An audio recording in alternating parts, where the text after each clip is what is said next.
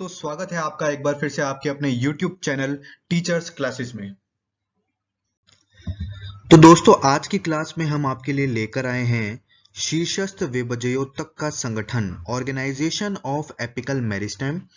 हम इसकी संरचना का अध्ययन करेंगे और इससे रिलेटेड जो थ्योरीज हैं उनके बारे में भी पढ़ेंगे। दोस्तों अगर आप हमारे चैनल पर नए हैं तो हमारे चैनल को सब्सक्राइब कीजिए और ज़्यादा से ज़्यादा शेयर कीजिए। आगे बढ़ने से पहले दोस्तों ये है आज का quote, the best view comes after the hardest climb, यानी कि सबसे कठिन चढ़ाई के बाद ही सबसे अच्छा दृश्य आता है। तो दोस्तों आज हम विभज्योतक, इसका संगठन और उनसे संबंधित सिद्धांतों के बारे में पढ़ने वाले हैं।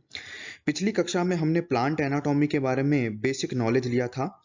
हमने प्लांट टिश्यूज के बारे में पढ़ा था कि प्लांट टिश्यूज जो होते हैं वो दो प्रकार के होते हैं, मेरिस्टेमेटिक टिश्यू और परमानेंट टिश्यू। ये जो मेरिस्टेमेटिक टिश्यू होते हैं इसके भी हमने कुछ टाइप्स देखे थे और इनका ओरिजिन कैसे होता है वो हमने देखा था। आज हम इनसे संबंधित कुछ थ्योरीज देखने वाले हैं।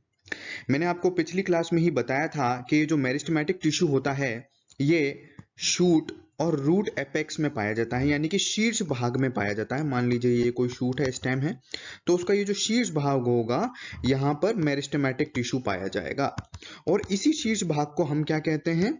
ग्रोथ पॉइंट कहते हैं। क्यों कहते हैं? क्योंकि यही वो बिंदु होता है जो पादप की वृद्धि, आगे की वृद्धि के लिए जिम्मेदार होता है। इसीलिए इसे क्या कहा गया है? ग्रोथ पॉइंट कहा गया है। वैसे ये बहुत अच्छी डेफिनेशन है, इसलिए आप लोगों के यहाँ पे हमने इसे डाला है। शीर्षस्थ विभज्योतक तने और जड़ के शीर्ष भाग पर मौजूद होते हैं। इन भागों को वृद्धि बिंदु कहा जाता है। अब देखिए दोस्तों, आगे बढ़ने से पहले मैं एक बार फिर से आपको इस डायग्राम के थ्रू पिछली क्लास जो है उसको थोड़ा सा याद कराने की कोशिश कर रहा हूं। यहां पर आप लोग देख रहे हैं एपिकल मेरिस्टेम, यानी कि शीर्ष विभज्योतक। अब क्योंकि ये शीर्ष भाग में पाया जा रहा है, इस पूरे पार्ट का जो शीर्ष भाग है वो यही है, तो जो शीर्ष भाग में पाया जा रहा है इसलिए इसे क्या कहा गया है? शीर्ष विभज्योतक कहा गया है। यहाँ पे आप लोग देख रहे हैं लीफ प्रिमोडिया। देखिए दोस्तों, लीफ प्रिमोडिया जो है वो होते हैं जो नई पत्तियां बनाते हैं, और ये जो बर्ड प्रिमोडिया हैं ये क्या बनाते हैं? नई कलियां बनाते हैं, न्यू बर्ड्स का फॉर्मेशन करते हैं। एक तरह से आप कह सकते हैं कि ये इनके पूर्वज हैं। पत्तियों के पूर्वज जो हैं वो लीफ प्रिमोडिया कहलाते हैं और बर्ड्स के पूर्वज जो हैं वो बर्ड प्रिमोडिया कहलाते हैं। पिछली क्लास में मैंने आपको नोड और इंटरनोड के बारे में भी बताया था। नोड वो स्थान है जहां से पत्तियों जो है वो निकलती है, ये देख रहे हैं आप लोग, और दो नोड के जो मध्य का स्थान होता है इसको हम क्या कहते हैं? इंटरनोड कहते हैं। तो उम्मीद करते हैं आपको अभी तक का हमने जो पढ़ाया है वो समझ में आया है। तो दोस्तों ये जो शूट एपेक्स है इसी प्रकार से रूट एपेक्स भी होता है, जिसकी स्टडी हम आगे करेंगे। पहले हम शूट एपेक्स के बारे में पढ़ रहे हैं। ये स्टेम का शीर्ष भाग होता है, कोई भी जो तना होता है उसके शीर्ष भाग में ये होता है। यहाँ पर बहुत सारे नए विभज्योतक पाए जाते हैं और ये विभज्योतक जो होते हैं इनकी कोशिकाएं लगातार विभाजन करती हैं और एक कोशिका से दो कोशिका, दो कोशिकाओं से फिर और कोशिकाएं, इस प्रकार से विभाजन के द्वारा कई सारी कोशिकाओं का निर्माण होता है और नए नए अंगों का निर्माण होता है, नई नई शाखाओं का निर्माण होता है। ब्रांच जो होती है न्यू, वो इनसे बनती है।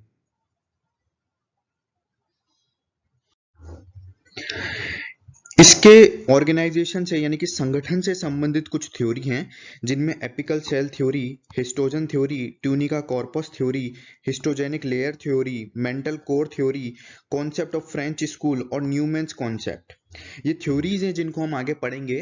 देखिए दोस्तों, इन थ्योरीज को पढ़ना इसलिए जरूरी है क्योंकि एग्जाम में आपसे इन पर सवाल पूछा जा सकता है छोटे क्वेश्चंस में, और कंपटीशन एग्जाम में भी नो डाउट इनसे संबंधित जो साइंटिस्ट हैं उनके बारे में पूछा जा सकता है। तो एक एक करके हम इन्हें पढ़ने वाले हैं आज। फर्स्ट जो थ्योरी है वो है शीर्षस्थ कोशिका सिद्धांत, यानी कि एपिकल सेल थ्योरी। ये थ्योरी नागेली के द्वारा दी गई थी। नागेली एक बहुत अच्छे साइंटिस्ट थे। इन्होंने ये जो विभाजनशील कोशिकाएं थी, किसी पादप के अंदर जो विभाजनशील कोशिकाएं हैं, इन कोशिकाओं को इन्होंने क्या नाम दिया?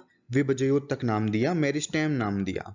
इन्होंने बोला कि एक शीर्षस्थ कोशिका यानी कि एक कोशिका होती है, उससे क्या होता है कि कुछ कोशिकाओं का निर्माण होता है, फिर उन कोशिकाओं से आगे जाके और कोशिकाओं का निर्माण होता है, और इस प्रकार से एक संपूर्ण पादप शरीर का निर्माण होता है।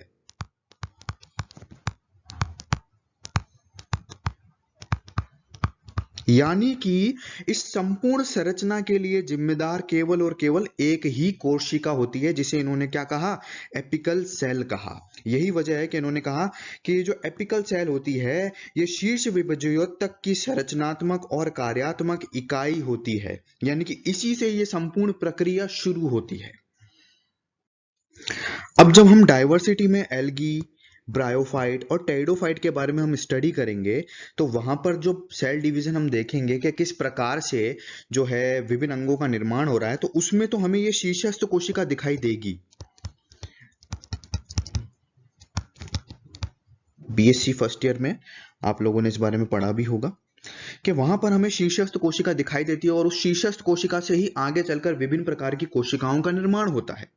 लेकिन ये जो एंजियोस्पर्म है, आवृत बीजी है, यानी कि जो वर्तमान पादप हैं, इनके जो शिखाग्र विभजोतक है, यानी कि इनके जो शिखर पर पाए जाने वाले एपिकल जो मेरिस्टेम है, इनके लिए थ्योरी बिल्कुल भी नहीं बैठ रही है, क्योंकि यहां पर कहीं ना कहीं ये एपिकल सेल जो है हमें दिखाई नहीं देती है। इस डायग्राम में मैं आपको फिर से बता दूं कि यहां पर ये जो देख रहे हैं आप, ये एपिकल सेल है, शीर्षस्थ कोशिका है, और यही शीर्षस्थ कोशिका जो है वो आगे चलकर इस संपूर्ण संरचना का निर्माण करती है। ये जो लीफ प्रिमोर्डिया है, ये लीफ प्रिमोर्डिया आगे चलकर एक नई लीफ का निर्माण करता है। तो इसकी जो कमी है वो क्या है कि ये आवृत बीजियों के लिए बिल्कुल भी उपयुक्त नहीं थी। दूसरा जो थ्योरी है हमारा वो है उत्तकजन सिद्धांत, हिस्टोजन थ्योरी। इस थ्योरी को हैंस्टीन के द्वारा दिया गया था, और इन्होंने बताया कि ये जो एंजियोस्पर्म होते हैं, इनका जो शूट एपेक्स होता है, यानी कि वो शीर्ष भाग, उस शीर्ष भाग में 3 अलग अलग जोन पाए जाते हैं, 3 अलग अलग क्षेत्र पाए जाते हैं, और हर क्षेत्र का अपना एक अलग कार्य होता है। इन्होंने ये बताया। नागेली ने तो ये कहा था कि भैया एक शीर्षस्थ कोशिका पाई जाती है, लेकिन हैंस्टीन ने कहा कि नहीं, यहां पर 3 अलग अलग क्षेत्र पाए जाते हैं, और ये अलग अलग क्षेत्र जो है अलग अलग क्षेत्रों का निर्माण करते हैं। ये देख सकते हैं आप यहां पर कि प्रत्येक का अपना एक प्रारंभिक कोशिका सेट होता है, यानी कि जो प्रत्येक क्षेत्र होता है इसके पास में अपनी एक इनिशियल कोशिका होती है। मान लीजिए ये 1, ये 2, ये 3। अब ये क्षेत्र अलग है, ये क्षेत्र अलग है, और ये क्षेत्र अलग है। यहां पर इन सभी के पास अपनी एक प्रारंभिक कोशिका है जो विभाजन करके विभिन्न अंगों का निर्माण करेगी। तो वो कौन कौन से हैं उनको हम देखेंगे। इन्हें इन्होंने उत्तकजन यानी कि उत्तक निर्माता कहा।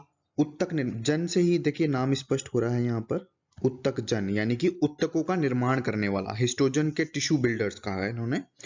सबसे फर्स्ट टिश्यू बिल्डर जो था वो था डर्मेटोजन यानी कि त्वचाजन। नाम से ही स्पष्ट है, डर्म और डर्म किसका निर्माण कर रहा है, ये एपिडर्मिस का निर्माण कर रहा है, जो क्या है, किसी भी पादप की बाह्य त्वचा है। तो बाहरी त्वचा का निर्माण कौन कर रहा है, यहां पर त्वचाजन या डर्मेटोजन कर रहा है। अब यहां पर इस डायग्राम में देखिए दोस्तों, आपको पता चल ही रहा है, ये पूरा जो है ये विकसित होता हुआ नया भाग है। अगर आपके घर में कहीं पर भी कोई पौधा लगा हुआ है तो आप अगर उसको गौर से देखें उस बढ़ते हुए पौधे को, तो आपको कुछ इस प्रकार की संरचनाएं दिखती हैं शुरुआत में उसके तने के अंदर, और वो संरचनाएं धीरे धीरे आगे चलकर कहीं पर पत्तियों में, कहीं पर बर्ड्स में, इनमें कन्वर्ट हो जाती हैं।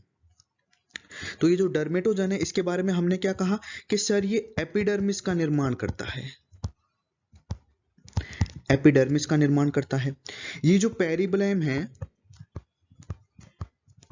ये पेरिब्लम किसका निर्माण करता है, तो ये पेरिब्लम जो है ये एंडोडर्मिस यानी कि अंतः त्वचा और हाइपोडर्मिस और कॉर्टेक्स का निर्माण करता है।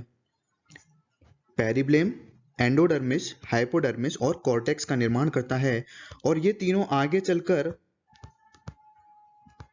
ग्राउंड टिश्यू सिस्टम का निर्माण करते हैं, यानी कि भरण उत्तक तंत्र। इसी प्रकार से ये जो हमारा प्लीरोम है ये आगे जाकर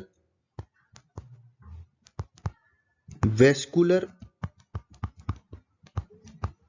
टिश्यू और पित्त का निर्माण करता है, और ये मिलकर किसका निर्माण करते हैं? वेस्कुलर टिश्यू सिस्टम, संवहन तंत्र।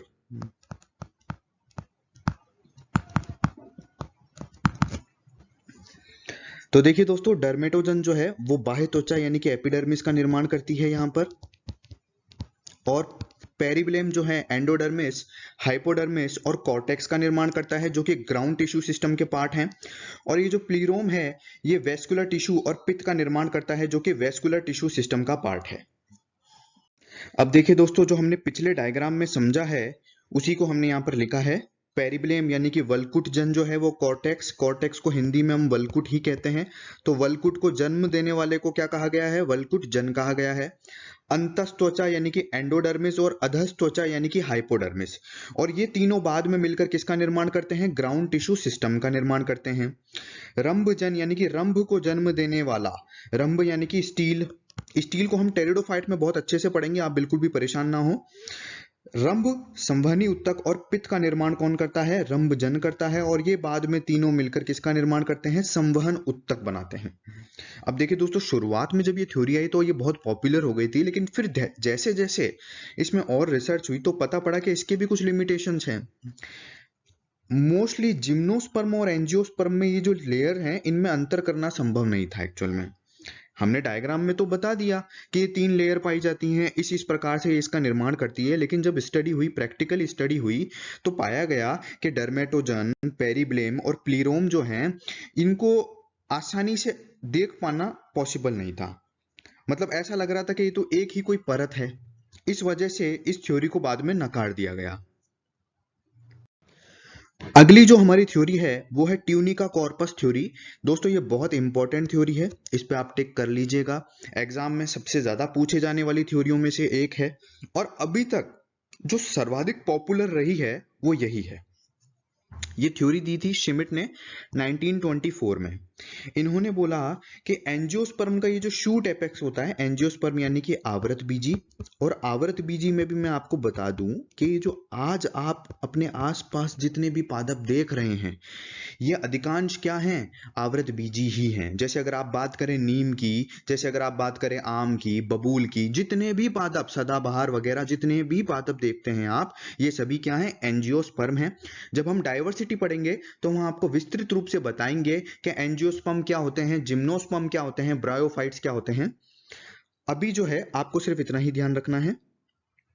शिमिट ने कहा कि एंजियोस्पर्म के शूट एपेक्स में 2 अलग अलग क्षेत्र पाए जाते हैं, वो भी विभाजन के तल के आधार पर, यानी कि कोशिका किस प्रकार से विभाजित हो रही है। या तो वो परिणतिक रूप से विभाजित होगी, और परिणतिक मैंने आपको पिछली क्लास में बताया था कि पेरिक्लाइनल डिवीजन क्या होता है, या फिर वो अपनतिक रूप से विभाजित होगी। अपनतिक यानी कि एंटीक्लाइनल डिवीजन क्या होता है, ये मैंने आपको पिछली क्लास में पढ़ाया है। अगर आप लोगों में से कोई भी नया है तो वो पिछली क्लास को जाके देख सकता है, बहुत अच्छे से बताया गया है उसमें। तो इन्होंने कहा कि 2 प्रकार के रीजन पाए जाते हैं, और ये जो 2 क्षेत्र होते हैं यानी कि ट्यूनिका और कॉर्पस, कंचुकी और पिंड, ये दोनों क्षेत्र जो हैं आगे जाकर विभिन्न विभाजनों के द्वारा संपूर्ण पादप शरीर का निर्माण करते हैं। अब देखिए दोस्तों, पिछले डायग्राम में हमने आपको बताया था कि ट्यूनिका और कॉर्पस कहां कहां पाया जाता है। ट्यूनिका जो है वो आउटर रीजन है, और कॉर्पस जो है वो इनर रीजन है। आउटर यानी कि परिधीय। इसमें इन्होंने कहा कि इसमें नियमित रूप से व्यवस्थित कोशिकाओं की एक या अधिक परत होती है, यानी कि इसमें जो कोशिकाएं होती है वो एकदम रेगुलरली अरेंज्ड होती हैं। और ये जो ट्यूनिका की सेल्स हैं ये ओनली एंड ओनली एंटीक्लाइनल डिवीजन करती है, केवल अपनतिक विभाजन करती हैं, और इस अपनतिक विभाजन के द्वारा नई कोशिकाओं को जन्म देती है। अच्छा, इस ट्यूनिका में भी 2 लेयर पाई जाती हैं, एक है आउटर और एक है इनर। ये जो आउटर लेयर है ये एपिडर्मिस बनाती है, और ये जो इनर लेयर है ये कॉर्टेक्स और लीफ प्रीमोर्डिया, लीफ प्रीमोर्डिया बनाती हैं। कॉर्पस ट्यूनिका के बाद होता है, यानी कि देख लीजिए आप एक बार फिर से यहां पर कि मान लीजिए ये जो लेयर है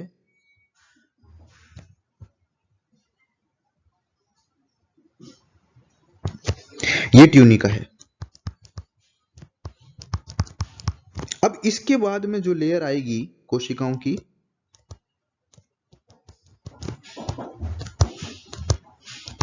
अंदर की तरफ, इसको हम क्या कहेंगे? कॉर्पस। कॉर्पस की सेल्स जो होती हैं वो अलग अलग तलों में विभाजन करती है, अलग अलग प्लेन्स में विभाजन करती है, और इनके विभाजन के द्वारा कोशिकीय द्रव्यमान में वृद्धि होती है, यानी कि कोशिका का जो आकार होता है उसमें वृद्धि होती है। तो दोस्तों हमने ट्यूनिका कॉर्पस थ्योरी देखी, दो रीजंस बताए थे हमने उसमें, ट्यूनिका और कॉर्पस। ट्यूनिका जो है वो किस किस का निर्माण कर रही है हमने वो भी देखा, और कॉर्पस की सेल्स जो हैं वो आगे चलकर क्या कर रही हैं हमने ये देखा।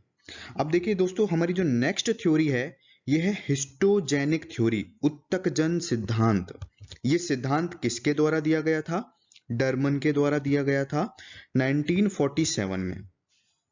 इन्होंने बोला कि जो आप ट्यूनिका और कार्पस बोल रहे हो ना, इस ट्यूनिका और कार्पस की जगह आप अलग नेम यूज करो। इन्होंने इन नेम्स को कहा प्राइमरी हिस्टोजेनिक लेयर्स। इन्होंने कहा कि ट्यूनिका कार्पस की जगह आपको क्या कहना चाहिए? प्राथमिक उत्तकजन परत। यहां पे लिख देते हैं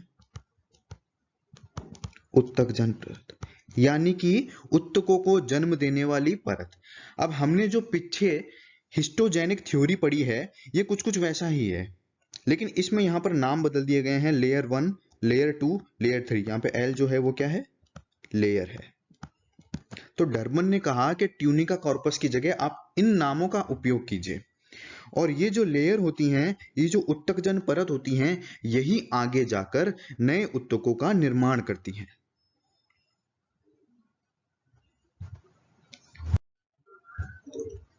तो दोस्तों हमने वहां पर पीछे हिस्टोजेनिक थ्योरी पढ़ी थी, उसमें हमने तीनों लेयर्स के बारे में पढ़ा था, उन लेयर्स के हमने नाम भी पढ़े थे। ये जो थ्योरी है ये बिल्कुल वैसी ही है, अगर आप देखें, बस यहाँ पर लेयर 1, लेयर 2, लेयर 3 नाम दिए गए हैं। डर्मेटोजन जो है वो एपिडर्मिस का निर्माण कर रही थी, यानी कि बाह्य त्वचा का निर्माण कर रही थी, और यहाँ पर लेयर 1 जो है वो भी यही काम कर रही है। लेयर 2 जो है वो हाइपोडर्मिस, कॉर्टेक्स और वेस्कुलर टिश्यू का कुछ पार्ट बनाती है, जबकि लेयर 3 जो है वो संवहनी उत्तक यानी कि वेस्कुलर उत्तक और मज्जा इनका निर्माण करती है। संवहन उत्तक जो होते हैं वो होते हैं जाइलम और फ्लोएम। इनके बारे में भी हम विस्तार से पढ़ने वाले हैं आगे, जब परमानेंट टिश्यू का हम टॉपिक स्टार्ट करेंगे। अभी आपको सिर्फ इतना ही ध्यान रखना है कि संवहन उत्तक जो होते हैं वो क्या होते हैं? जाइलम और फ्लोएम। तो दोस्तों अभी तक का हमने कुछ थ्योरीज को देखा है जो कि विभज्योतक के शूट एपेक्स, यानी कि जो शूट एपेक्स में जो विभज्योतक पाए जा रहे हैं उनकी ऑर्गेनाइजेशन संरचना के बारे में हमें बता रही है कि किस किस प्रकार की संरचना पाई जाती है। अभी तक का जो सर्वाधिक मान्य सिद्धांत रहा है वो है ट्यूनिका कार्पस। हालांकि किसी भी सिद्धांत को लगभग इतना माना नहीं जा सकता है, अभी तक का जो सिद्धांत है वो है ट्यूनिका कार्पस। आगे और भी कुछ थ्योरीज आएंगी, हम उनमें भी देखेंगे कि किस प्रकार से ये मत जो हैं लगातार बदलते गए। तो दोस्तों आज का जो फर्स्ट क्वेश्चन है आज के इस टॉपिक में से, मैच द करेक्ट वंस, यानी कि यहाँ पर ये जो आपको ऑप्शंस दिए हुए हैं, यहाँ पर एक तरफ थ्योरीज लिखी गई है और दूसरी तरफ जो है उनके साइंटिस्ट के नाम है। आपको करेक्ट जो फॉर्म है उसको मैच करना है कि कौन सी थ्योरी किस साइंटिस्ट ने दी थी। ए ऑप्शन जो है वो है apical cell theory, B option है हिस्टोजन थ्योरी, सी ऑप्शन है ट्यूनिका कॉर्पस थ्योरी, और डी ऑप्शन है मेंटल कोर थ्योरी। तो आपको बताना है कि थ्योरीज जो है वो किस साइंटिस्ट ने दी थी। नेक्स्ट क्वेश्चन जो है वो ये कहता है कि स्टील इज फॉर्म्ड बाय, यानी कि जो रंभ है वो किससे बनता है? डर्मेटोजन, पेरिब्लेम, प्लीरोम या नन ऑफ दीज। तो दोस्तों ये जो 2 क्वेश्चंस हैं ये आपका होमवर्क है। इनके आंसर आपको कमेंट सेक्शन में लिखने हैं। और दोस्तों हम आशा करते हैं कि आपको आज की क्लास पसंद आई होगी। इसी तरह से आप हमारे चैनल के साथ जुड़े रहिए और अगर आप इस चैनल पर नए हैं तो इस चैनल को सब्सक्राइब कीजिए, ज़्यादा से ज़्यादा शेयर कीजिए। तो दोस्तों मिलते हैं अब अगली क्लास में, तब तक के लिए धन्यवाद।